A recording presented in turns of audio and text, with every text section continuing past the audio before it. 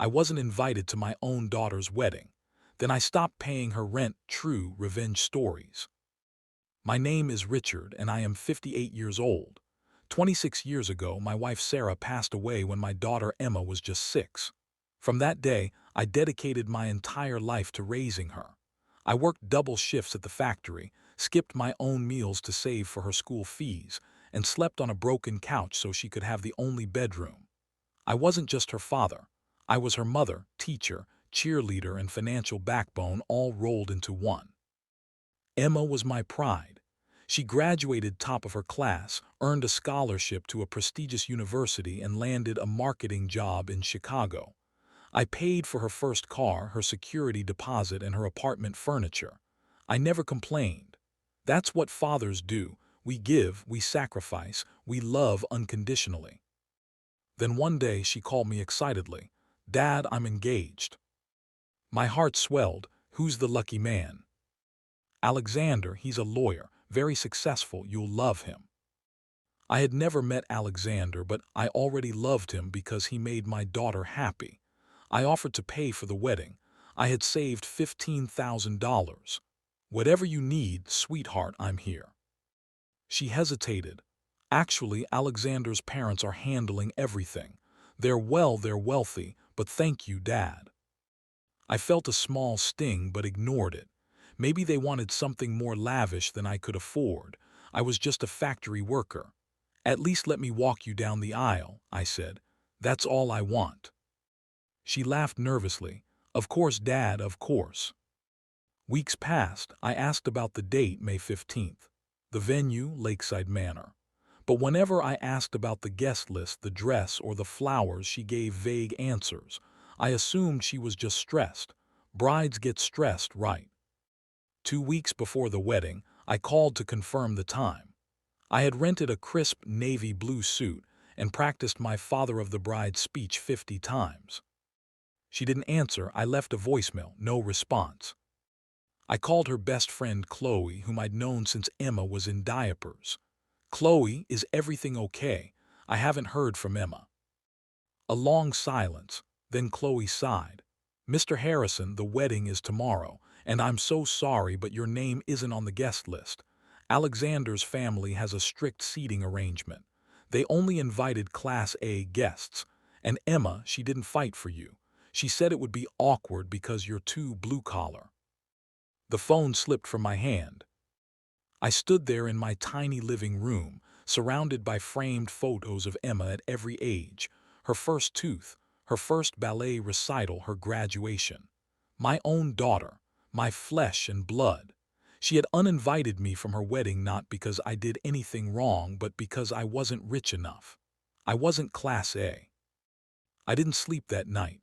I sat in my worn armchair staring at the ceiling. I cried until my eyes were raw. Then the tears dried and something colder took over. Not anger, determination. The next day I drove to Lakeside Manor. I didn't go inside.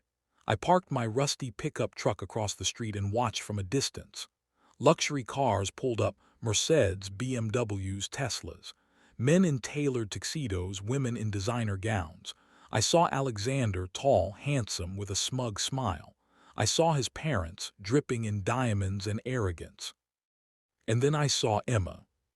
She wore a white gown that must have cost more than my yearly salary. She looked radiant. She didn't look back at the street. She didn't scan for her father. She walked down that aisle on the arm of Alexander's father, a man she had known only 6 months, instead of me, the man who had raised her alone. I watched the ceremony from my truck. I watched them exchange vows. I watched them kiss.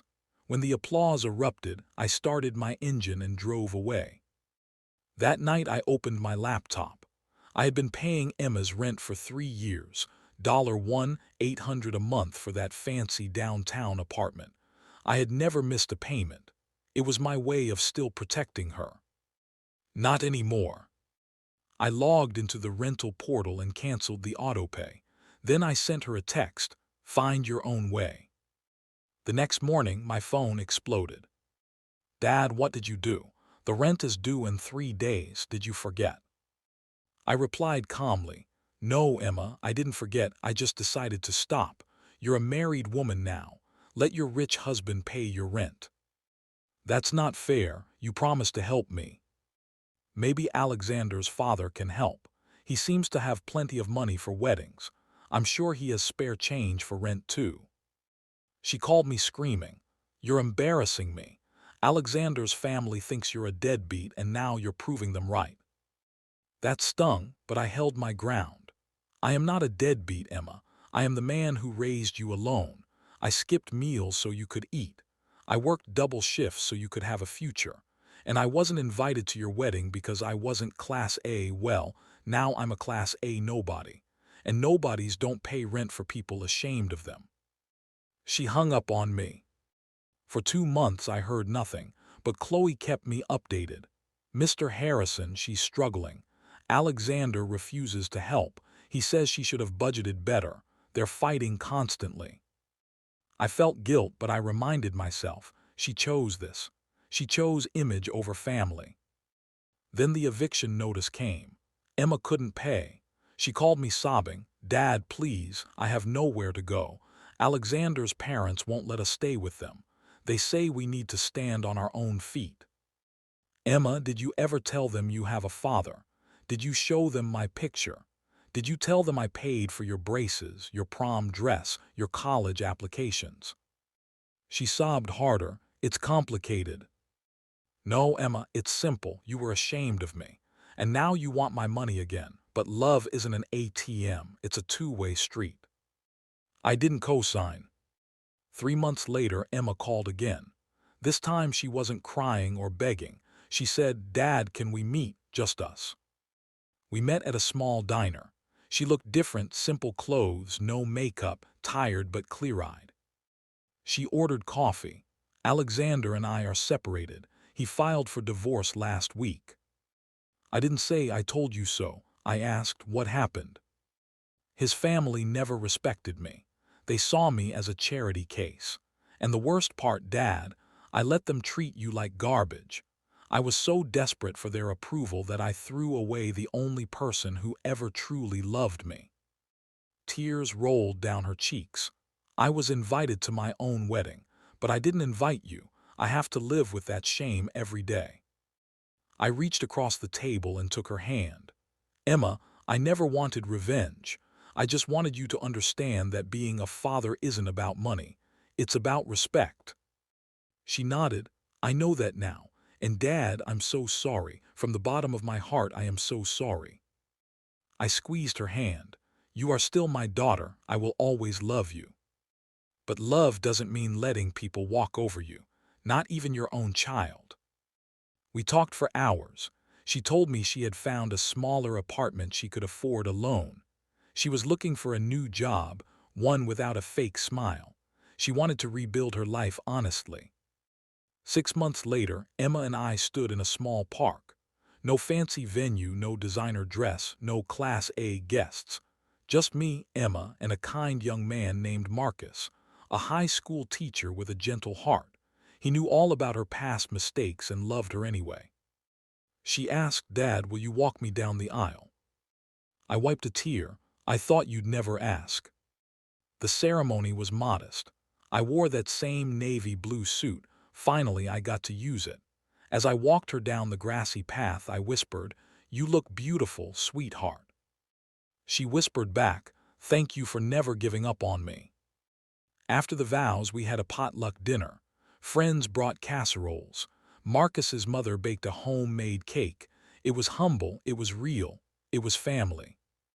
Some people will say I was cruel to stop paying her rent. Maybe there was a little spite at first, but I learned that real revenge isn't about making others suffer. Real revenge is teaching them the value of what they lost. Real revenge is making them understand that love is not a transaction. Emma lost her lavish wedding, her rich husband, her fancy apartment. But she gained something far more valuable, her own dignity and her father's trust. Today, Emma and Marcus have a baby girl. They named her Sarah after my late wife. Every Sunday, they drive to my little house for dinner. Marcus helps me fix things. Emma brings homemade cookies. and I hold my granddaughter on my lap, telling her stories about her grandmother. I didn't get the grand wedding, but I got something better, a second chance to be the father I was meant to be. And that, my friends, is the sweetest revenge of all. If this story touched your heart, please like, share, and subscribe to this channel. Hit the bell icon so you never miss a story. Stay kind, stay humble, and stay strong.